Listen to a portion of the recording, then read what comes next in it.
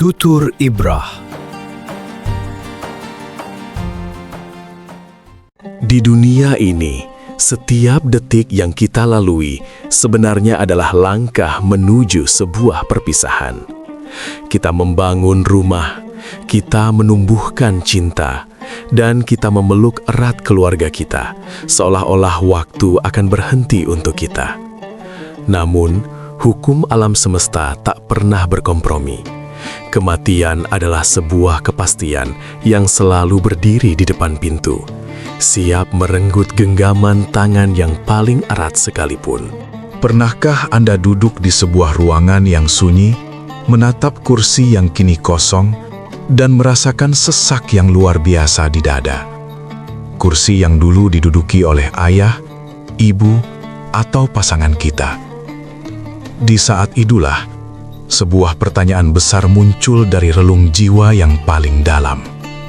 Apakah ini benar-benar akhir dari segalanya? Apakah cinta yang begitu besar ini hanya akan berakhir menjadi tumpukan debu di bawah tanah?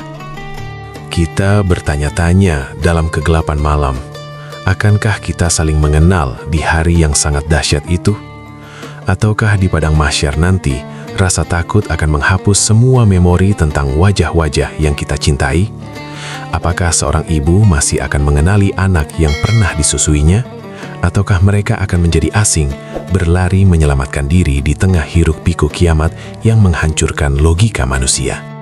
Islam tidak membiarkan hati yang rindu meraba-raba dalam ketidakpastian. Melalui lisan Rasulullah yang mulia dan wahyu langit yang abadi, tabir misteri ini telah disingkap selebar-lebarnya. Ada sebuah peta perjalanan bagi ruh yang merindu, sebuah janji yang lebih nyata daripada dunia itu sendiri. Mari kita telusuri perjalanan agung ini, dari kengerian hari kebangkitan hingga keindahan taman-taman surga yang tak terbayangkan. Mari kita temukan jawaban. Apakah kerinduan kita akan berujung pada reuni abadi, ataukah hanya akan menjadi puing-puing ingatan yang terlupakan? Bayangkan sebuah hari di mana matahari didekatkan dan bumi diguncang dengan guncangan yang belum pernah terbayangkan sebelumnya. Di fase awal kebangkitan, kengerian begitu dominan sehingga setiap jiwa seolah terputus dari dunianya. Ini adalah hari di mana hubungan darah, gelar, dan harta benda kehilangan seluruh maknanya di bawah beban hisab yang menanti. Al-Quran menggambarkan situasi ini dengan kata-kata yang menggetarkan langit. Dalam surah Abasa, ayat 34-36, Allah berfirman, "Pada hari itu, manusia lari dari saudaranya, dari ibu dan bapaknya, dari istri dan anak-anaknya. Bukan karena mereka saling membenci, tapi karena setiap individu sedang memikul beban ketakutan yang begitu berat, sehingga tak ada ruang lagi untuk memikirkan orang lain." Fase ini adalah puncak dari kemandirian setiap ruh. Seorang ibu yang di dunia rela mati demi anaknya, pada hari itu akan melepaskan genggamannya. Beban dosa dan ketidakpastian akan nasib di hadapan Tuhannya membuat semua cinta manusiawi seolah-olah membeku. Namun, ketahuilah, ini hanyalah awal dari sebuah penyaringan besar. Pada saat itu, nasab dan keturunan tidak lagi memberikan perlindungan otomatis. Tidak ada pembelaan dari seorang ayah untuk anak yang berdosa, dan tidak ada pengorbanan dari seorang istri untuk suaminya yang zalim.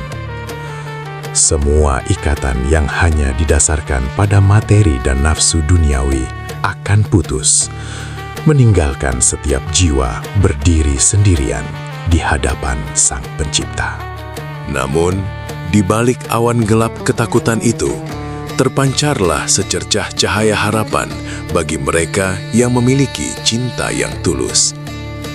Pernahkah Anda mendengar kisah seorang sahabat yang bertanya kepada Rasulullah tentang kapan hari kiamat akan tiba? Rasulullah tidak menjawab tanggalnya, melainkan bertanya balik, "Apa yang telah engkau siapkan untuk menghadapinya?" Sahabat itu menjawab dengan jujur, "Aku tidak menyiapkan banyak sholat atau puasa, tapi aku mencintai Allah dan Rasul-Nya." Mendengar jawaban itu, Rasulullah Shallallahu Alaihi Wasallam memberikan kalimat yang menjadi penghibur bagi seluruh umat hingga akhir zaman. Al-mar'u ma'aman ahabba. Seseorang akan dikumpulkan bersama dengan siapa yang ia cintai.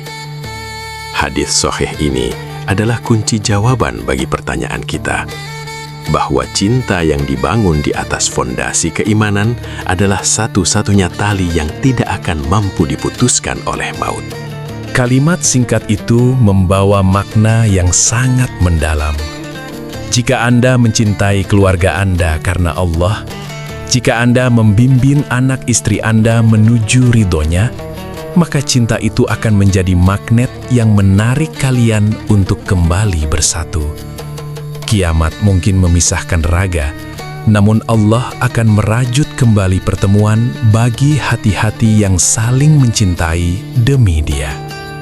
Bahkan, perjalanan reuni ini dimulai jauh sebelum sangkakala ditiup. Di alam barzakh, alam penantian setelah kematian, ruh-ruh orang beriman tidaklah terisolasi dalam kegelapan. Mereka diberikan ruang untuk saling bertemu, berkumpul, dan mengenali satu sama lain. Dalam hadis riwayat An-Nasai, digambarkan betapa indahnya penyambutan di sana. Ketika ruh seorang mukmin yang baru meninggal naik ke langit, ia akan disambut oleh ruh-ruh mukmin lainnya, termasuk keluarganya yang telah lebih dulu pergi. Mereka sangat gembira, bahkan kegembiraan mereka melebihi seorang ibu yang menyambut anaknya yang baru pulang dari perantauan yang sangat jauh. Ruh-ruh itu akan mengerumuni sang pendatang baru, bertanya dengan penuh antusias tentang kabar dunia. Bagaimana keadaan saudaraku si Fulan? Apakah si Fulan sudah menemukan kebahagiaannya? Mereka tetap membawa identitas mereka, tetap membawa ingatan mereka, dan tetap membawa rasa peduli terhadap ikatan yang pernah terjalin di bumi. Namun, kita harus jujur pada diri sendiri. Reuni agung ini bukanlah sebuah kepastian otomatis bagi setiap orang yang memiliki hubungan darah. Ada sebuah syarat mutlak yang tidak bisa ditawar. Kesamaan iman. Allah menegaskan bahwa ikatan akhirat hanya akan berlaku bagi mereka yang berjalan di atas rel yang sama menuju Tuhan. Jika ikatan di dunia hanya dibangun di atas kepentingan materi, tanpa ada sujud yang sama kepada Allah, maka ikatan itu akan putus layaknya rantai karatan yang dihantam godam. Hubungan darah tidak akan mampu menyeberangi jurang perbedaan akidah. Pelajaran ini terekam abadi dalam kisah pedih Nabi Nuh dan putranya. Saat air bah menenggelamkan dunia, Nabi Nuh melihat putranya terseret arus. Dengan hati hancur sebagai seorang ayah, beliau memanggil anaknya agar naik ke kapal keimanan. Namun sang anak memilih gunung yang tinggi daripada ridho ilahi. Nabi Nuh kemudian mengadu, "Ya Tuhanku, sesungguhnya anakku adalah keluargaku, dan janjimu adalah benar." Jawaban Allah dalam surah Hud ayat 46 adalah sebuah pengingat yang sangat keras bagi kita semua. Wahai Nuh, sesungguhnya dia bukanlah termasuk keluargamu, karena perbuatannya tidak baik. Ayat ini mengajarkan kita bahwa di hadapan Allah, definisi keluarga sejati adalah mereka yang disatukan oleh iman, bukan sekadar oleh tetesan darah yang sama. Namun, bagi keluarga yang menjaga imannya bersama-sama, Allah telah menyiapkan skenario yang paling indah. Allah tidak akan membiarkan kerinduan hambanya yang soleh berakhir dengan sia-sia. Ada sebuah jaminan pengumpulan kembali bagi keluarga mukmin, bahkan jika tingkat amalan mereka berbeda. Perhatikan janji Allah yang tertulis indah dalam surah At-Tur ayat 21. Dan orang-orang yang beriman beserta anak cucu mereka yang mengikuti mereka dalam keimanan, kami pertemukan mereka dengan anak cucu mereka di dalam surga, dan kami tidak mengurangi sedikit pun pahala amal mereka. Inilah bentuk kasih sayang Allah yang melampaui logika manusia. Jika seorang ayah berada di tingkat surga yang tinggi, sementara anak-anaknya berada di tingkat yang lebih rendah, Allah akan mengangkat derajat anak-anak tersebut agar bisa berkumpul kembali dengan orang tuanya. Allah tidak ingin ada kesedihan bagi penghuni surga karena terpisah dari orang yang mereka cintai. Apakah kita saling mengenal di sana? Jawabannya adalah mutlak, ya. Di surga, ingatan kita tentang perjalanan di dunia tidak akan dihapus. Justru, ingatan itu akan menjadi bumbu kebahagiaan saat kita duduk bersama keluarga kita. Kita akan saling menatap wajah satu sama lain yang kini telah bercahaya, bebas dari kerutan usia dan beban penyakit. Allah berfirman bahwa para penghuni surga akan duduk berhadap-hadapan di atas tahta-tahta mereka. Mereka akan saling menyapa dengan salam kedamaian. Bayangkan betapa indahnya saat kita kembali mengenali wajah ibu kita yang dulu mengasuh kita, wajah ayah yang dulu bekerja keras untuk kita. Kini, mereka semua kembali dalam bentuk yang paling sempurna. Sambil menikmati hidangan surga yang tak pernah habis, kita akan saling bercerita tentang hari-hari lama di dunia yang dulu terasa begitu berat. Kita akan tertawa mengenang bagaimana kita dulu bersabar menghadapi ujian, bagaimana kita saling menyemangati untuk tetap sholat di tengah rasa lelah. Reuni itu akan diisi dengan rasa syukur yang tak berujung. Lebih dari sekedar bertemu, anggota keluarga yang saleh bahkan bisa menjadi penyelamat bagi anggota keluarga lainnya melalui syafaat dengan izin Allah. Hubungan karena Allah memberikan hak istimewa di hadapannya. Seorang anak yang hafal Al-Quran dan mengamalkannya akan memakaikan mahkota cahaya kepada orang tuanya di hari kiamat. Seorang anggota keluarga yang masuk surga tidak akan merasa tenang jika saudaranya belum terlihat. Mereka akan mengadu, "Ya Robbi, saudara-saudaraku dulu sholat bersamaku, puasa bersamaku, namun aku tidak melihat mereka di sini." Dan dengan rahmatnya, Allah akan memerintahkan agar mereka yang memiliki iman, meski seberat biji sawi, dikeluarkan dari neraka berkat syafaat saudara mereka yang beriman. Inilah mengapa memiliki keluarga dan sahabat yang soleh adalah bentuk asuransi akhirat yang paling nyata yang bisa kita miliki hari ini.